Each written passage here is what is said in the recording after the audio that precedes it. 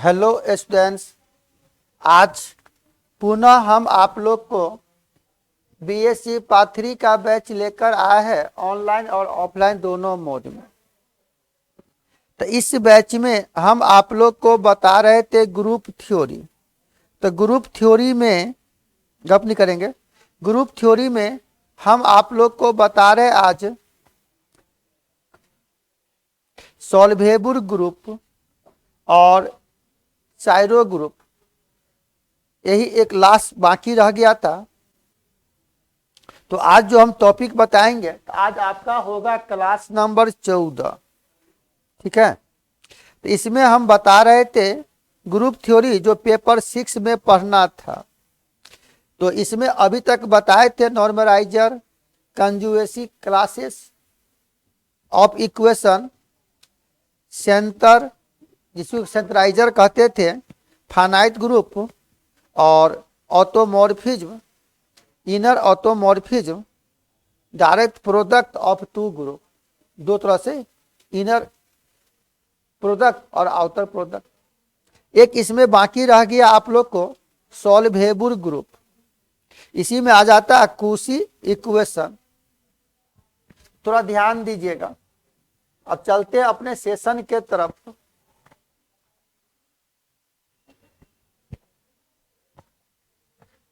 देखो हम आप लोग को बता रहे थे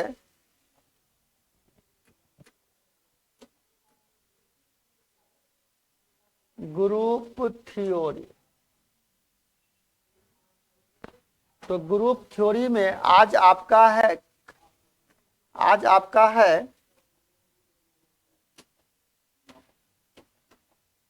क्लास नंबर 14। आज का जो टॉपिक है इसका नाम है सॉल्वेबल ग्रुप। आज जो हम बताने जा रहे हैं आप लोग को इसका नाम है बाबू सॉल्वेबल ग्रुप।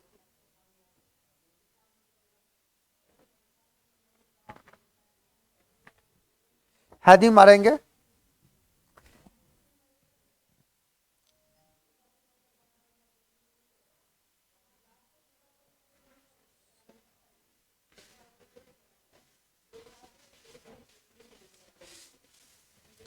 बुआ सॉल्वेबल ग्रुप किसे कहते?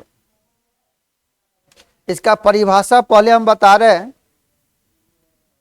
मान लो जी कोई भी एक ग्रुप है, वह जी अगर सॉल्वेबल ग्रुप होगा तो कुछ ना कुछ कंडीशन होगा। क्या कंडीशन है? तो वह जो ग्रुप होगा उसमें बहुत सा ग्रुप होगा, G1 G2 G3, वह सब आपस में डिक्रीजिंग सीक्वेंस में होगा जो भी सब ग्रुप होगा। तो उसी को सॉल्वेबल ग्रुप कहेंगे। वह कुछ कंडीशन को पालन करेगा। तो क्या कंडीशन है? तो दो लगातार ग्रुप जैसे G1 G2 G3 बहुत सा सब ग्रुप है। क्वोशिएंट ग्रुप का मतलब हुआ भागा में G/X। तो मान लेते एक लेंगे G5/G4 या G6। लगातार दो ग्रुप का जो बते लेंगे ना वह एबेलियन होना चाहिए। एबेलियन का मतलब जो कम्यूटेटिव लॉ को पालन कर जाए। और एक होगा कि जो भी G6 या Gi/Gi+1, तो Gi+1 मैक्सिमम हो गया। तो Gi+1 जो होगा ना वह नॉर्मल सब ग्रुप होगा Gi का। तो उसी को कहा जाता सॉल्वेबल ग्रुप। तो यह परिभाषा कभी कभी पूछ भी देगा आपको डिफिनीशन। यह हम परिभाषा बता रहे हैं आप लोग को सॉल्वेबल ग्रुप का। पूछेगा डिफाइन सॉल्वेबल ग्रुप, यही परिभाषा लिखना। यही लास्ट टॉपिक है बाबू। लिखो late G be A group. परिभाषा लिखते भी जाएंगे। Late G be A group. मान लो जी कोई भी एक ग्रुप है और इसमें बहुत सा डिक्रीजिंग मतलब घटते हुए क्रम में, एक चीज आपने पढ़ा था इंक्रीजिंग और डिक्रीजिंग। तो कैसा यहाँ ग्रुप ले रहे हैं। तो इंक्रीजिंग डिक्रीजिंग मतलब लेस देन इक्वल टू और ग्रेटर देन इक्वल टू लेंगे। लेकिन यहाँ प्रॉपर सबसेट के जैसा लिखा जाता। तो late G be A group, और मान लेते बहुते सब ग्रुप है, वह डिक्रीजिंग मतलब घटते हुए क्रम में, एंड G1 G2 G3 बढ़ते गए बहुत सा, यह जो है ना, यह G1 G2 G3 यह सब डिक्रीजिंग, बी द डिक्रीजिंग मतलब घटते हुए क्रम, decreasing sequence of a subgroup। इसका मतलब कह दिया कि मान ले दैट यह जी घटते क्रम में, यह है G1 डिक्रीजिंग के इस तरह से, G2 यह हो गया G3, इस तरह बढ़ते गए, मान लो यह GN n तक ले लिया तो या बहुते हो गया, GN लो या G के, इस सब का जो मान होगा ना, यह एक सेट बन गया आइडेंटिटी एलिमेंट ई एक सेट। तो यह सॉल्वेबल होगा अगर यह सेटिस्फाई करेगा कुछ कंडीशन को। यहां से लिखेंगे हम लोग सेटिस्फाइंग द फॉलोइंग कंडीशन, जो इस कंडीशन को सेटिस्फाई करे। क्या कंडीशन है बाबू? तो पहला नंबर कह देंगे कि दो क्वोशिएंट ग्रुप लिया है ना, क्वोशिएंट का मतलब भागा, इसका मतलब पहला नंबर कहेंगे कि etch quotient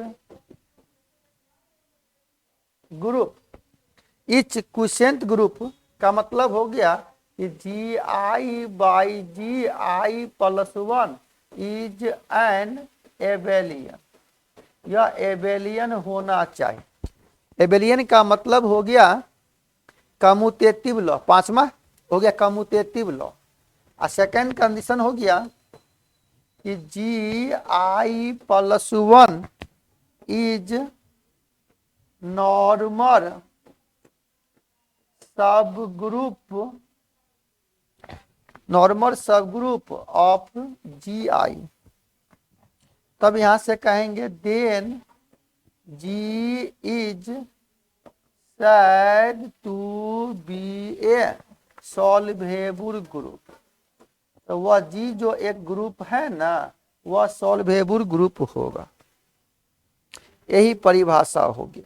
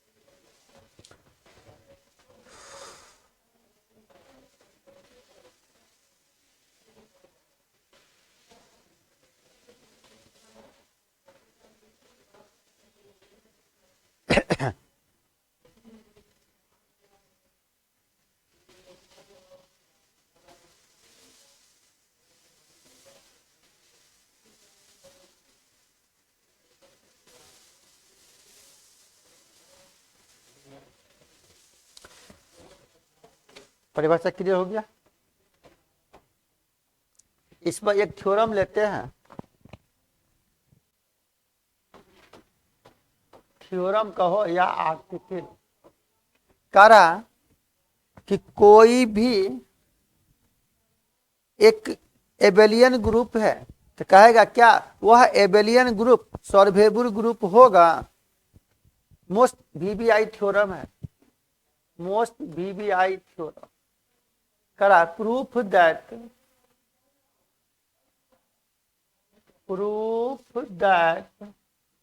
every proof that every abelian group proof that every abelian group is a solvable group।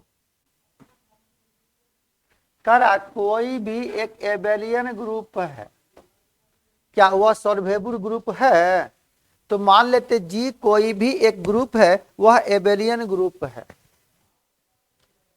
लेकिन जितने सब ग्रुप है परिभाषा में बताया सब बराबर, यह एक सेट होगा आइडेंटिटी एलिमेंट का।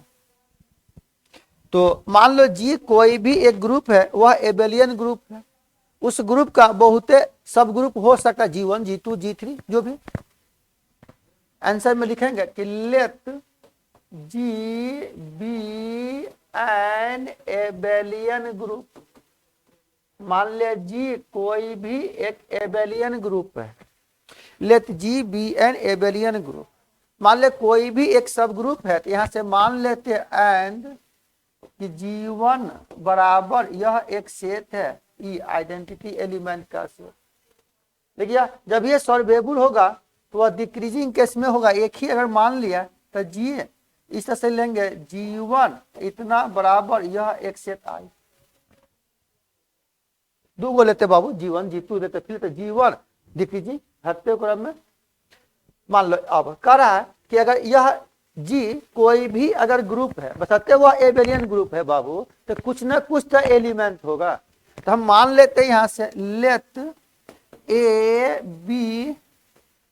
B the any element in जी।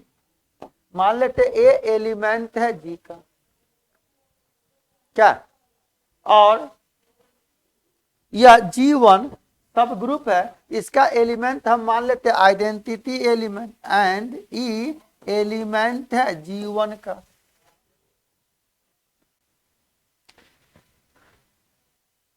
तो अब बताइए नॉर्मल सब ग्रुप के क्या पढ़े थे आप? अगर X एलिमेंट है बउआ, अगर X एलिमेंट है G का और A एलिमेंट है H का, तो आपने लिया था ना X A X इनवर्स। तो मान लिया A एलिमेंट है G का, E एलिमेंट है G1 का। मान लेते यह G है यह H है, यह ग्रुप है यह सब ग्रुप है। तब आपने यहां से एलिमेंट यही ना लिया था बाबू रे, यहां से क्या लिखे थे? इसलिए मान लिया A E और A इनवर्स। नहीं समझा? नॉर्मल सब ग्रुप के लिए कि X A और X इनवर्स, तो मान लिया A E और A इनवर्स। तो अब हुआ अगर हम यहां से ले यह हो जाएगा A E और यह A इनवर्स, तो इसको अगर एक साथ ले लें तो A इंटू ई बराबर होगा A, तो A into A inverse. A into A inverse का मान E का मतलब 1। और यह क्या हुआ, यह E एलिमेंट है G1 का। इससे यह मालूम चल गया यहां पर क्या कि देयरफॉर यह G1 इज ए नॉर्मल सब ग्रुप। यह G1 जो है ना यह नॉर्मल सब ग्रुप है किसी भी ग्रुप का यानी G का।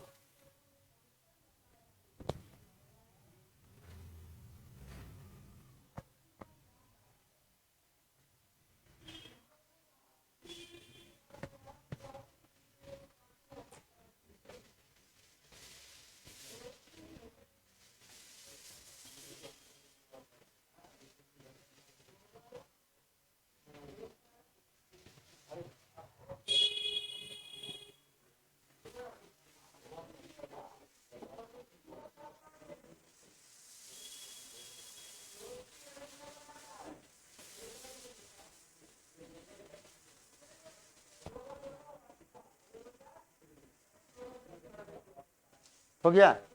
अब क्वेश्चन में दिया है कि यह जी जो ग्रुप है वह क्या है, एबेलियन है।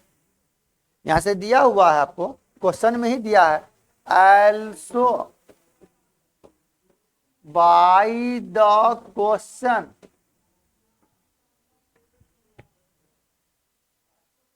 क्या लिखा हुआ कि जी इज एन एबेलियन, यह जी एबेलियन है।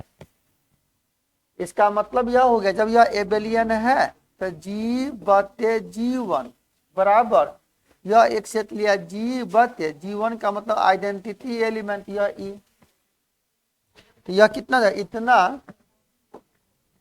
Will be also an Abelian, यह भी एबेलियन होगा। कहने का मतलब अगर जी एबेलियन तो जी बाई जी1 का मतलब क्वेश्चन हो गया, यह क्वेश्चन भी सेटिस्फाई कर जाएगा, यह भी एबेलियन होगा। इसलिए कह देंगे G satisfy the both condition of solvable group, दोनों केस को पालन कर, एबेलियन भी और नॉर्मल भी। इसलिए यहां से कहेंगे देयरफॉर कि G is satisfy the both condition of solvable group, solvable group के दोनों केस को पालन कर गया, यानी प्रूफ हो गया।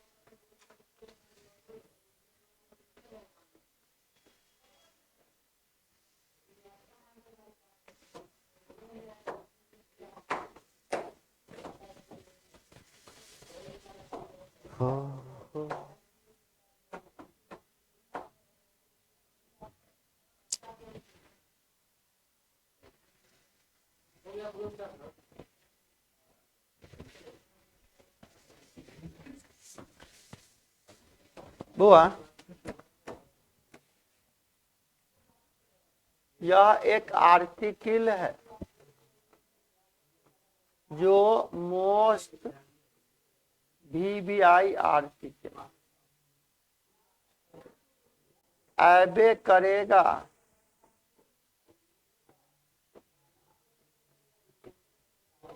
एग्जाम में इस बार।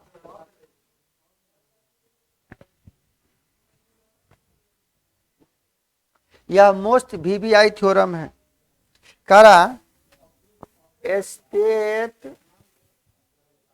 And proof to C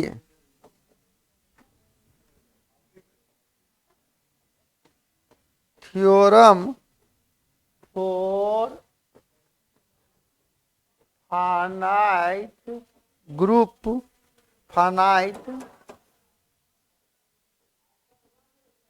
Abelian group.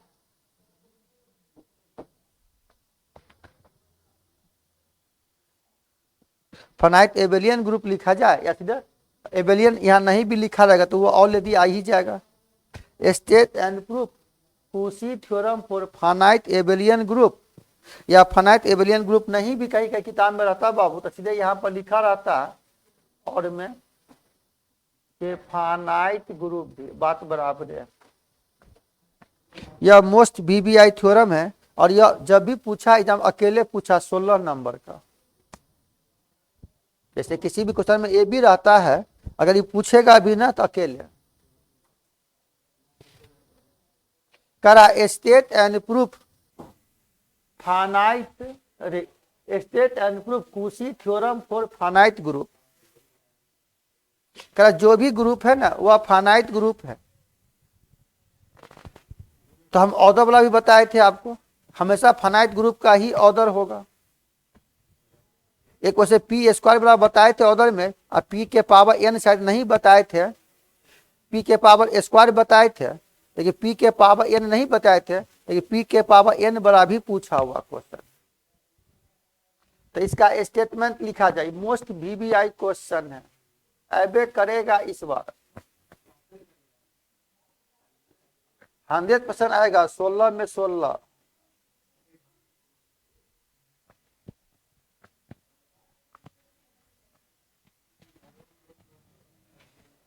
चलो स्टेटमेंट लिखा जाए बाबू।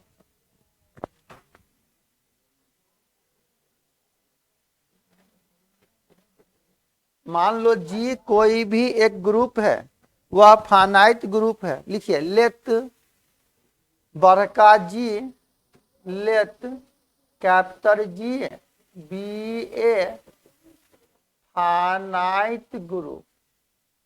मान लिया जी कोई भी ग्रुप है, वह फाइनाइट ग्रुप है, और पी कोई भी एक प्राइम नंबर मान लेते हैं, and let p be a prime number given in such a way that, prime number आप समझ रहे, such that a way that p is a divisor of order of G. किसी भी ग्रुप का order तब करा, देन देयर एलिमेंट, मान लिया ए जो एलिमेंट है ना, या इसको इसे कहते हैं other, then the identity element e in G. यहां से कहेंगे सच दैट, इस प्रकार ऑर्डर ऑफ जी बराबर पी, ऑर्डर ऑफ जी बराबर पी। पी यहाँ प्राइम नंबर है, हमेशा फाइनाइट ग्रुप का ही ऑर्डर होता है।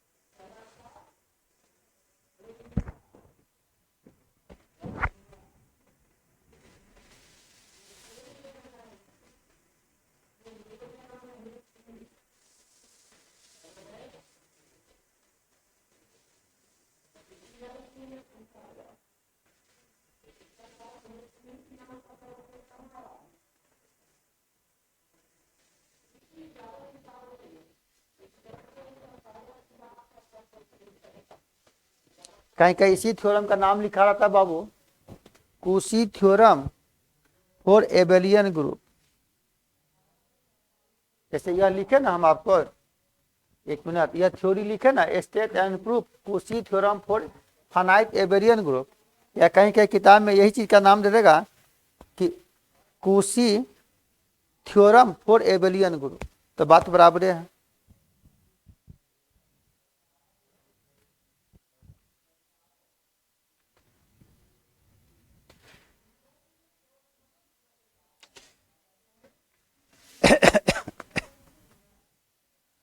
ऐसा करो ना, इसको अलग अलग बना देंगे। जैसे स्टेट रहने दो, स्टेट एंड प्रूफ कुशी theorem for finite abelian group, या सीधा फाइनाइट ग्रुप है ना। मतलब कहने का मतलब हुआ यहाँ पर कि यह फाइनाइट एबेलियन ग्रुप पूछते हैं, ये फाइनाइट एबेलियन ग्रुप दे या सीधे अगर लिखा जाए फाइनाइट ग्रुप, बात बराबर है। अगर ग्रुप है एबेलियन है तो कभी कम्यूटेटिव लो, तो आप यही चीज लिखोगे, ठीक ना। तो अब मान लेते हैं स्टेटमेंट में लिखे, अब इसको प्रूफ कर रहे हैं, तो मान लेते हैं यहां से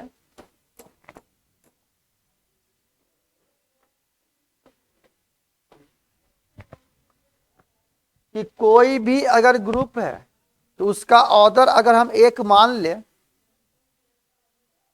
लेकिन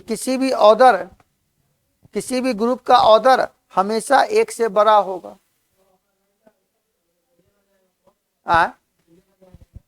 यही लिख देना, एबेलियन है तब ना कम्यूटेटिव लॉ होगा।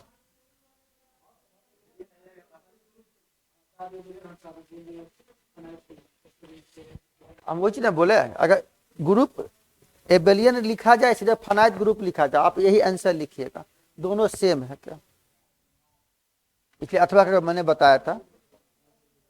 चलो तो मान लेते हैं यहाँ प्रूफ कर रहे हैं, तो मान ले जी कोई भी एक फाइनाइट ग्रुप है, तो मान लेते उस ग्रुप का ऑर्डर एक है, लेकिन जब वह ऑर्डर एक है, जब उसको प्रूफ करेंगे, लेकिन किसी भी ऑर्डर का किसी भी ग्रुप होगा,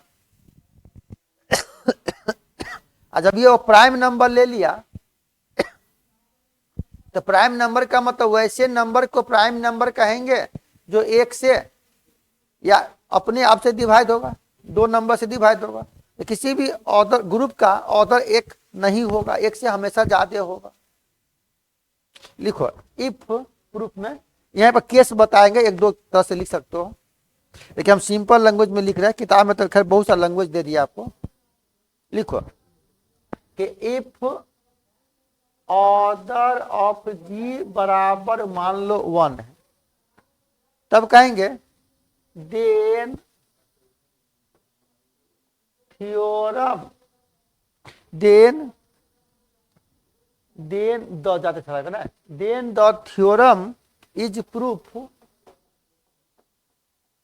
अगर इस थ्योरम को आप प्रूफ करोगे तो कहेंगे इस ऑर्डर का कितना होगा, इफ ऑर्डर ऑफ जी बराबर 1 मान लिया, यदि किसी भी ग्रुप का ऑर्डर 1 है, then the theorem is proof, इस थ्योरम के अनुसार अगर प्रूफ करेंगे तब यह हो जाएगा बट ऑर्डर ऑफ जी का मान हमेशा एक से बड़ा हो। तो मान लेते हैं यहां से then let's we assume that the theorem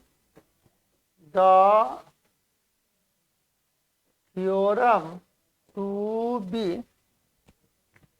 true for each finite group of order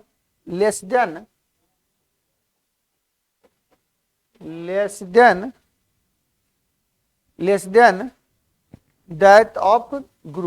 that of the group G। जब ये फाइनाइट ग्रुप है, इसका मतलब जो भी ग्रुप है, एवरी ग्रुप, कंपोजिट का मतलब गुना, मतलब दो सब ग्रुप को गुना करोगे तो वह भी सब ग्रुप ही होगा। तो इस यहाँ पर लिख रहा है let us we assume that the theorem to be true for each finite group of order less than the group G। इससे यह मालूम चल गया हम लोग को, हम लोग जानते थे यहाँ से we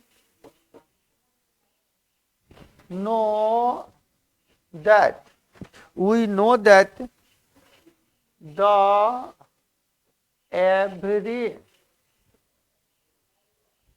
group of composite, composite का मतलब गुना, composite, composite order process, process proper subgroup, language है थोड़ा, प्रॉपर सब ग्रुप, प्रॉपर सब ग्रुप,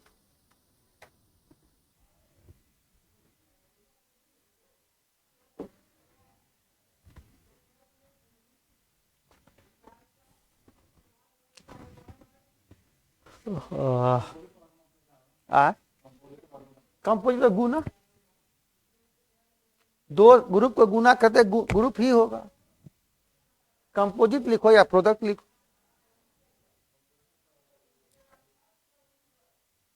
देखो इंग्लिश है बाबू, एक शब्द का बहुत सा अर्थ होता है। मैथ का कोई लंग अपना क्षेत्रीय भाषा में समझो। आप अधो अधूरा समझते हो ना, ईमानदारी से पढ़िए तो टॉपर बन जाइएगा, वो भी ऊपर से, नीचे से नहीं। और हम में वह शक्ति है राकेश कि आपको हम रूबी राय बना सकते हैं। तो रूबी राय का मतलब मत ना मेल फीमेल कर देंगे।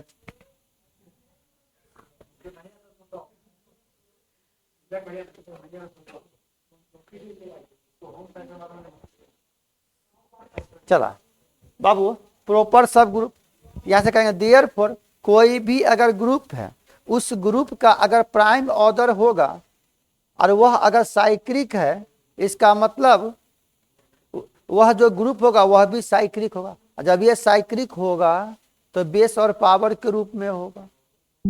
ठीक है, लिखा जाए देयरफॉर, महबूब लिखेगा, तू खाली मुंह ताकता है यार। Only group of prime order is cyclic if follow that G, जो ग्रुप है ना G in this case is cyclic, यह भी साइक्लिक होगा। जब ये प्राइम है इसलिए कहेंगे therefore order of G, order of G is prime and p is a divisor of order of G. इसका मतलब इस ग्रुप का जो भी ऑर्डर लेंगे वो हमेशा प्राइम नंबर के बराबर होगा। इसका मतलब हो गया order of G must be equal to P. देखिए कोई भी जी अगर साइक्लिक ग्रुप है तो उसका जो ऑर्डर होगा ना हमेशा एक से ज्यादा होगा, इसलिए ऐसा कहेंगे also G is a cyclic group. अगर जी अगर साइक्लिक ग्रुप है तो इसका ऑर्डर जो होगा ऑफ ऑर्डर पी हमेशा एक से बड़ा होगा। तो मान लेते जो भी लेंगे, जब ये साइक्लिक है बाबू तो उसका कुछ ना कुछ जनरेटर होगा।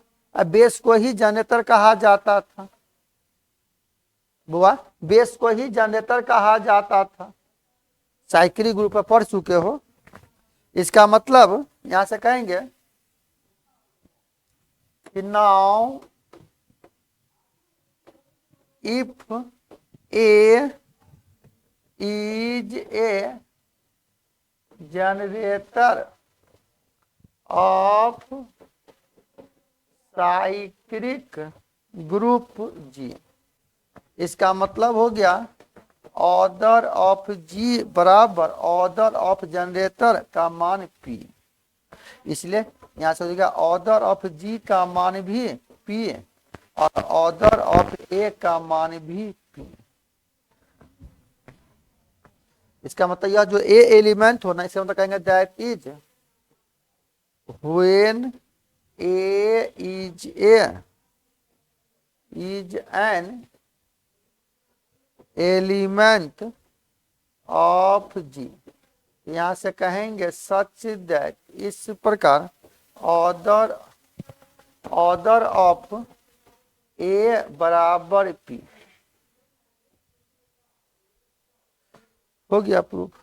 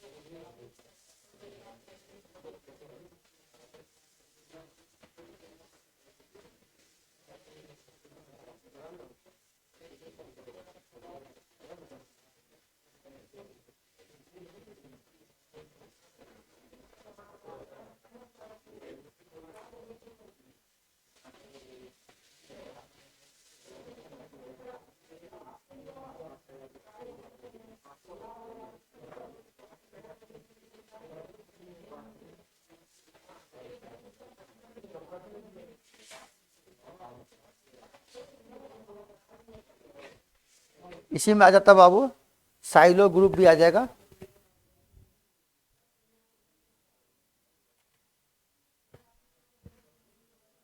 मतलब जितना इच्छा था ना पूरे हम पढ़ा दिए, अब खाली 2-4 क्वेश्चन होगा पूरा क्वेश्चन बैंक का। अरे यार मैथ है या पैराग्राफ लिखेगा ना तो आ जाएगा 16 नंबर। हम अपने किताब में थोड़ा बहुत विस्तार में दिया है, केस 1 केस 2 हमें केवल कॉन्सेप्ट दे दिया आपको।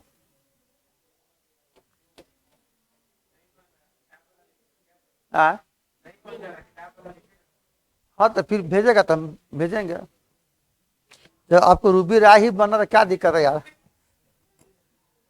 देख बाबू, यह भी क्वेश्चन बैंक का ही सवाल है, और यह भी जो क्वेश्चन है ना मोस्ट VBI। देखा क्वेश्चन लिखोगे, क्वेश्चन कह रहा है इफ ऑर्डर ऑफ जी बराबर है p के पावर n। यहाँ p क्या है बाबू, हो यार p is a prime number, यह p एक प्राइम नंबर है। तब कह रहा देन प्रूफ दैट, सिद्ध करो, then proof that centre, centre मतलब सीजेड भी लिख सकते हो है ना, या proof that the centre Z बराबर नहीं है यह आइडेंटिटी एलिमेंट इसका सेट।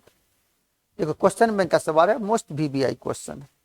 वैसे हम बताए थे आपको p का स्क्वायर है ना, p के पावर 3 नहीं बताए थे लेकिन बन जाएगा।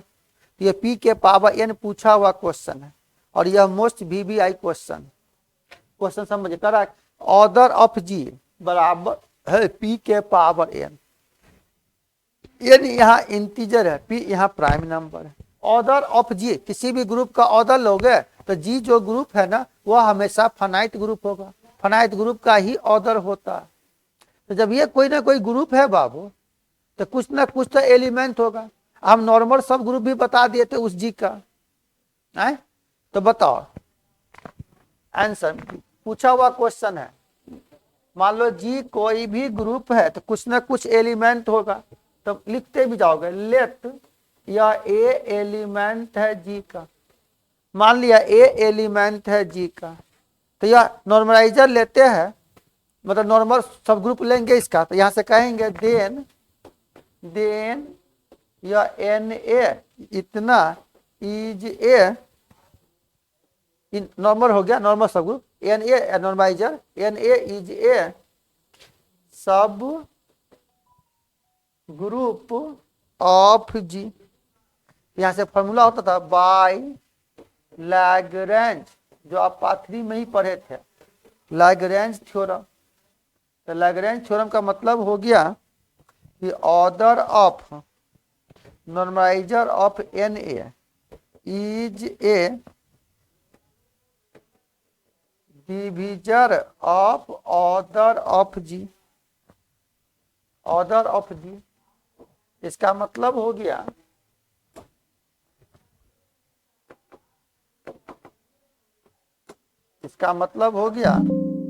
Order of normaliser of N ए बराबर पी के पावर एम ए, ऐसे लिखो, कोई दूसरा नंबर मान लेते हैं, पी के पावर या एम ए। यहां से कहेंगे हो यार, जो यह एम ए का मान भी 0 से लेकर और एन के बीच है, जो पी के पावर एन है ना, तो उसके बीच में हो यार 0 लेस देन या M A less than N. तब यहां से also by the class equation of the group G, class equation से यह हो जाएगा we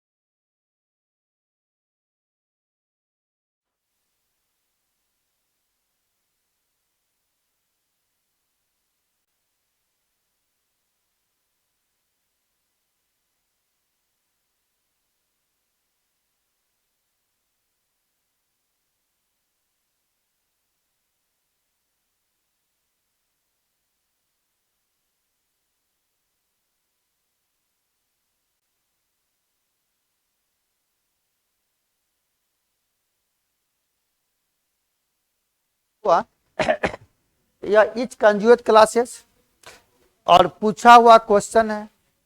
यहाँ जेड हम मान लेते हैं सेंट्राइजर है इस ग्रुप का, ठीक ना।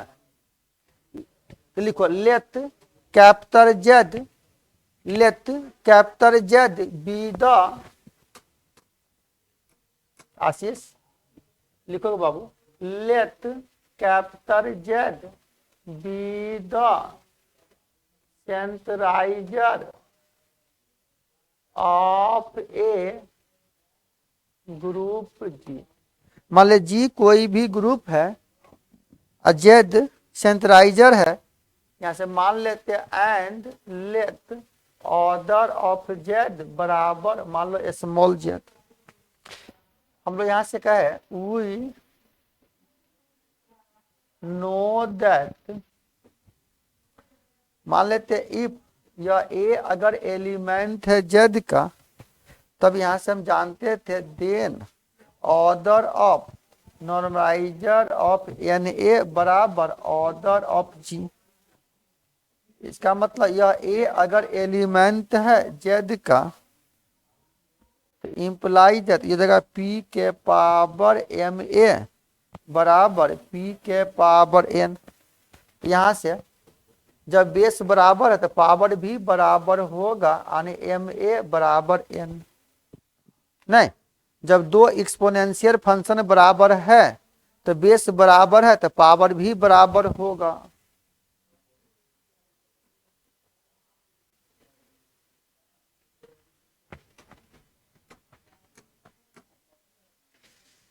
तो यहां से कहेंगे चूंकि there are exactly small Z element in Z, मान लेते यह स्मॉल जेड एलिमेंट है इसका, और यहां से हम लोग देखें कि सच दैट इस प्रकार यह एम ए बराबर है एन। जब इसको इधर ले आएंगे एम ए बता एन, तो इसको आप लिख सकते हो ना यहां से एम ए बाई एन। जब हम इधर ले आए तो यह हो जाएगा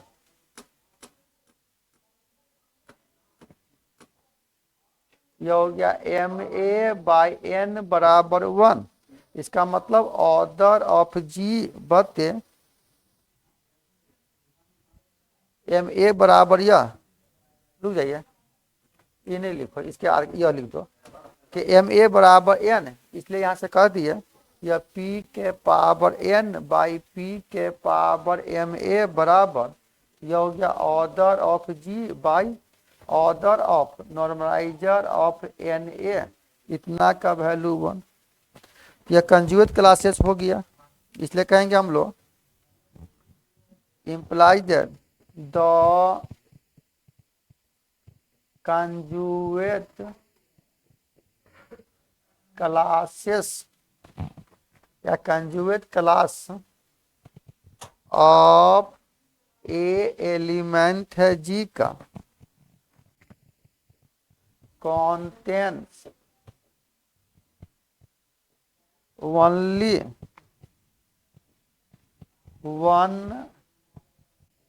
एलिमेंट, कोई भी एक एलिमेंट का कंजुगेट ले लेते हैं। तब यहां से कहेंगे हम लोग then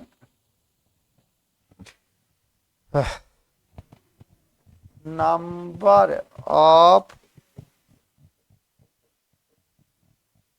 conjugate class each having only one element is equal to order of z, order of z।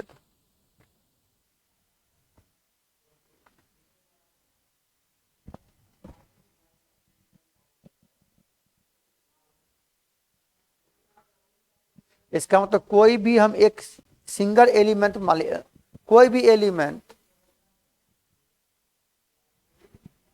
उसका कंजुगेट क्लासेस, ऐसा मान लेते हैं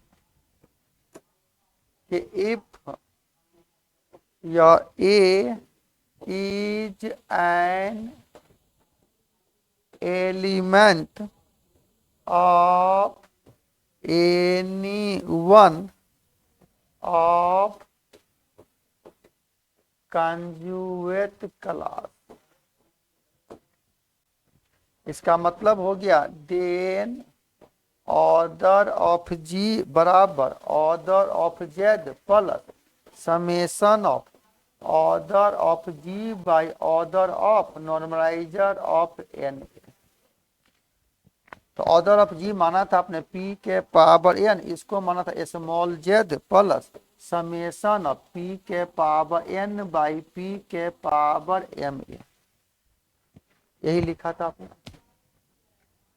खाली थ्योरी है, उसको बारीकी से देखना है।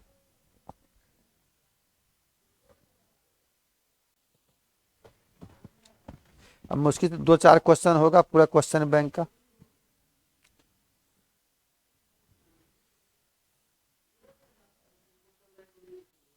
हाँ हाँ, आपका भी सब सेम है ना। पेपर 6 जो है ना, पेपर 6 सभी यूनिवर्सिटी को सेम ही है।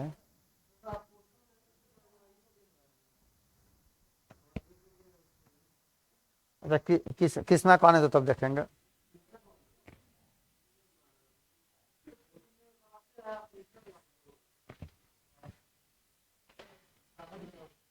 बुलाओ उसको, आप ही का दोस्त ना है।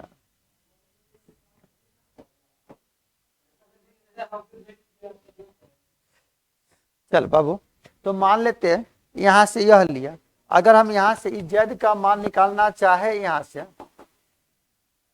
अगर हम यहां से, इसलिए यहां से कहेंगे जेड बराबर, तो इसको उधर ले जाओगे तो पी के power N minus summation of P के पावर एन बाई पी के पावर एम ए। ठीक है, तो यह जो p है ना, यह डिविजर हो गया, इसलिए यहां से कहेंगे हम लोग कि it is evident that p is a divisor of दाया पक्ष यानी आर एच। यह जो भी दाया पक्ष में है ना, यह p इसका डिविजर हो गया। और मान लेते ई क्या है, आइडेंटिटी एलिमेंट है। ई आइडेंटिटी एलिमेंट किसका है, जेड जी का, और जेड नॉर्मल सब ग्रुप हो गया जी का। यहां से हमने कह दिया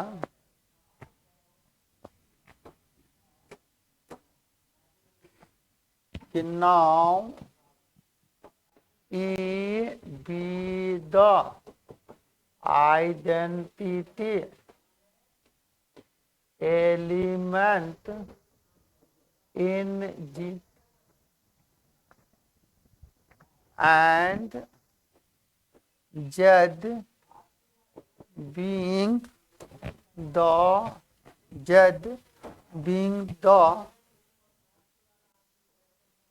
normal subgroup of the group G, और Z नॉर्मल सब ग्रुप। तो हम लोग यहां से क्या कहते हैं, we have the order of Z बराबर, मान लो जेड, यह कभी भी फाइनाइट ग्रुप है तो इसका मान कभी 0 नहीं होगा, इसलिए कह देंगे देयरफॉर यह Z is a positive integer. यह जेड का मान हमेशा कोई ना कोई पॉजिटिव इंटीजर होगा।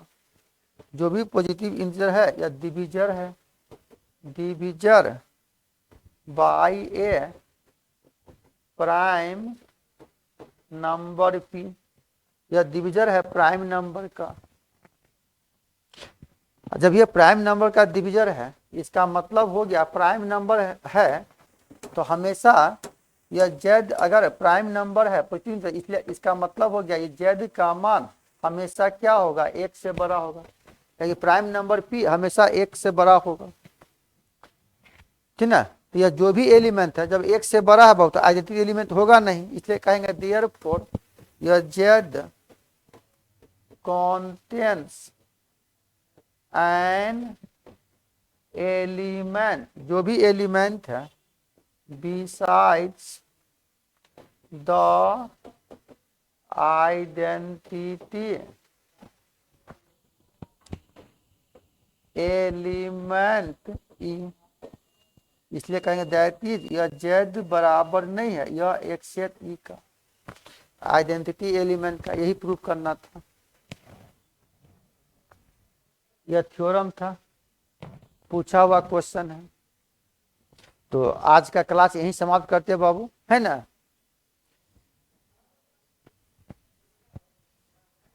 कल से फिर आओ क्वेश्चन बैंक का, तब तक क्वेश्चन जो भी है बताएंगे।